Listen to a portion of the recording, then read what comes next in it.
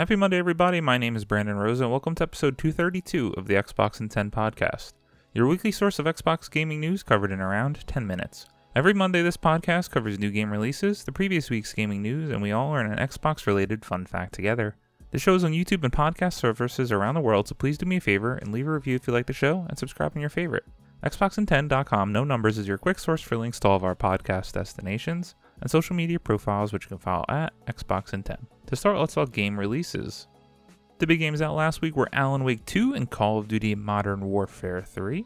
The games coming out this week include Football Manager 2024, Football Manager 2024 console, The Invincible, Devil Engine Complete Edition, Nickelodeon All-Star Brawl 2, Spellforce Conquest of EO, RoboQuest, Tintin Reporter Cigars of the Pharaoh, Excessive Trim, Lost Islands, Motorcycle Mechanic Simulator 2021, Benfito, Berserk Recharged, Dungeons 4, Double Dragon Advanced, Akinoe Island and Earthlock Adventure, Like a Dragon Guide and the Man Who Erased His Name, Super Double Dragon, Spells and Secrets, While the Iron's Hot, Wild Shade Unicorn Champions, Bob the Elementalist, Air Twister, Grace of Latoli, The Fast Journey, and Zookeeper. Some new games are either now available on Game Pass or coming soon. They include the following. On Cloud Console and PC, you can now play Headbangers Rhythm Royale, Jasant, War Tales, and Thirsty Suitors. On November 6th on PC, you can play Football Manager 2024, as well as Football Manager 2024 on console via Cloud Console and PC. Then on November 9th, Dungeons 4 Cloud Console and PC, as well as Like a Dragon Guide and the Man Who Erased His Name, and Wild Hearts via EA Play. On November 13th, Spirit Tea, Cloud Console and PC. Then November 14th, Coral Island, Cloud and Xbox Series X and S. Now on to last week's biggest news stories, and we have 4 to cover this week. Number 1. Bungie admits that it lost a lot of your trust recently. Tom West of True Achievements writes, following a tough week for the teams at Destiny 2 developer Bungie, the studio has published a letter to fans admitting that it has, quote, lost a lot of your trust, end quote, and acknowledged the feedback it has received about the game's recent season and the Lightfall expansion. Earlier this week, Bungie CEO Pete Parson confirmed that the studio has laid off a number of staff, following the likes of Microsoft, BioWare, CD Projekt Red, and more this year.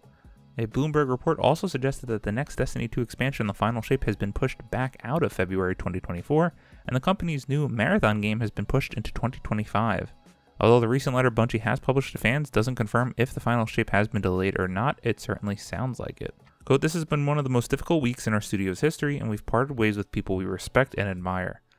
We spent this week supporting one another, including those who are at the studio, as well as friends and colleagues who are no longer there, and quote, the letter, titled Our Path Forward, says, quote, we want to acknowledge the feedback and concerns you have about Lightfall and recent seasons, as well as your responses to the reveal of The Final Shape.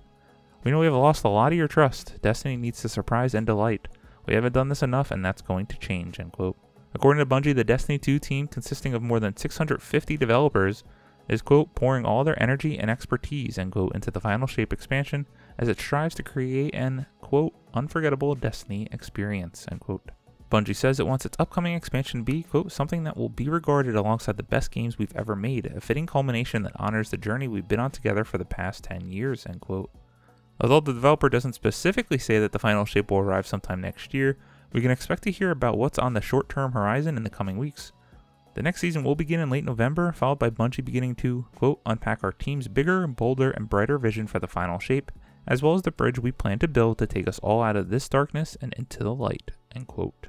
A sad week for all the developers out there and the critical personnel if you go and read who got let go, at least some of those, from Bungie this past week. Seemingly a lot of them cut off at the end of the month, which meant that they didn't get the full extent of their benefits rolling over, so that is very bad on their part. You hate to hear that. As for the Destiny 2 game itself, I mean, who is still playing this game? It really seems to have dropped off. Obviously, there's the hardcore that goes in every week, and I consider myself a passively hardcore Destiny 2 fan. When I jump in, and I can't stop playing, but it's usually for a short beat. We do the raid, and then I'm out. I played Lightfall as soon as it came out, and it was just fine.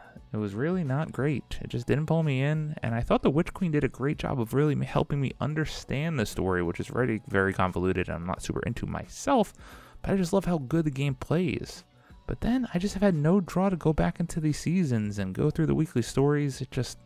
isn't it for me. So hearing that it's potentially delayed, hearing that Marathon is even further out now, and they've been working on that game since 2019, that they didn't hit their revenue marks by 45%, it just, no good news here. Hopefully we have some next year, and hopefully the final shape is the thing that Destiny fans have been looking for a long time now. Number 2, Capcom releasing unannounced major title by March 2024. Ryan Dinsdale at IGN writes, Capcom is getting ready to launch a big game despite not having announced it yet, as the Resident Evil, Devil May Cry, and Street Fighter maker has an unannounced major title launching by March of 2024. As reported by VG247, Capcom said during the questions and answers section of its recent financial results presentation that this unannounced title will allow it to reach its sales goal for the year. Quote, in the second half of this financial year, we plan to release Apollo Justice, Ace Attorney Trilogy in January, in addition to a currently unannounced major title, end quote, Capcom said. Translated by Reddit user HZY980512 and verified by IGN, quote, moreover, we plan to boost the sales figures of new titles of the first half of this financial year, like Street Fighter 6, to achieve the target, end quote. It's currently unclear what this unannounced major title is, of course, but Capcom recently has plenty of franchises to pull from. Its IP include the aforementioned Street Fighter, Resident Evil, and Devil May Cry, alongside the likes of Mega Man, Dead Rising, and Monster Hunter. As mentioned by Capcom, Street Fighter 6 was only released in June 2023. However, meaning a new title in this franchise may be unlikely. Similarly, Resident Evil 4 Remake arrived in April of 2023, and Capcom also noted that the Apollo Justice Ace Attorney Trilogy launches in January, likely knocking those off too. Devil May Cry and Monster Hunter haven't seen a full new release since 2020 and 2021 respectively, though perhaps making them more likely candidates, but only time will tell what Capcom is planning. Personally, I love Capcom, but that's very specifically for Resident Evil, which may be my favorite franchise of all time, and Resident Evil 4 Remake was chef's kiss. My money is on Monster Hunter World 2. I did get to play Monster Hunter Rise when it came out to Xbox via review code thanks to the people over at Capcom who reached out to me. And Monster Hunter World wasn't for me, didn't give it a shot, not really interested in 2. But many people are, and that game was huge. So my money's there. We'll see. And I imagine we'd see this at the Game Awards. So I don't think we'll take too long to find out what this game is. Number 3, millions flock to Fortnite as its new season takes the game back to Chapter 1. Tom Ivan at Video Games Chronicle writes, players are flocking to Fortnite in record numbers, coinciding with the launch of the game's latest season, Fortnite OG. Launched on Friday and running until December 2nd, 2023, the month-long season promises to take fans of the epic Battle Royale on a trip down memory lane. Quote, throughout Fortnite OG, each major update will bring a different phase of Battle Royale's past, starting with Chapter 1, Season 5, end quote, Epic said. Quote, that means shopping carts, ATKs, the assault rifle, pump shotgun, and more in both Battle Royale and Zero builds, end quote. The Fortnite map has reverted to the Chapter 1 island, meaning players will be able to battle it out across returning points of interest, including Tilted Towers, Risky Reels, Greasy Grove, and Loot Lake. The season has gone off to a spectacular start within the first few hours of launch. Fortnite had over 3.9 million concurrent players according to third-party tracker Fortnite.gg. That is the highest total since it began recording Fortnite's player count in April, beating out previous peak of over 2.8 million players when the game's season, Chapter 4 Season 4, launched in late August. Fortnite, one of the biggest games ever, of all time, and currently, and as of recording, I think they eclipsed 5 million concurrent players, which is just insane. I can't wait to jump into this. I was a big Fortnite OG player back in the day, and recently jumped in with a friend for a couple of nights, and it was a lot of fun. So excited to hit Zero Build and Fortnite OG. And number 4, Baldur's Gate 3 Xbox release inches closer, now being actively playtested.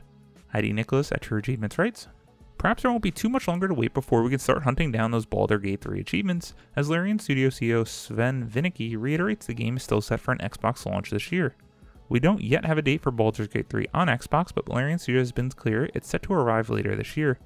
And Larian Studios' Vinicki has shared a bit of info on the team's progress. Quote, latest on the Xbox, being actively place tested, is still on schedule for this year. We'll announce the exact release date when we're sure it's done, end quote, Vinicki says. Just last week, Larian Studios has reassured players about Baldur's Gate 3 still coming to Xbox this year. It's easy to understand why the anxiety for Xbox players to get their hands on it. By all accounts, the game is nothing short of excellent, and we're all keen to get stuck in. I had to include this as this is arguably Game of the Year for many people, maybe even at the Game Awards, which we'll find about this month. Personally, I won't be playing it as there's just too many other things to play, and I don't really think it's a turn-based one for me. As always, we end our show with a fun fact about Xbox, and since we were talking about Bungie this week, let's just go down memory lane of all the games and years that they came out. So, Bungie has developed the following in 1990, nope, 1991, Operation Desert Storm. 1992, Minotaur: The Labyrinths of Crete. 1993, Pathways into Darkness. 1994, Marathon. 1995, Marathon 2 Durandal.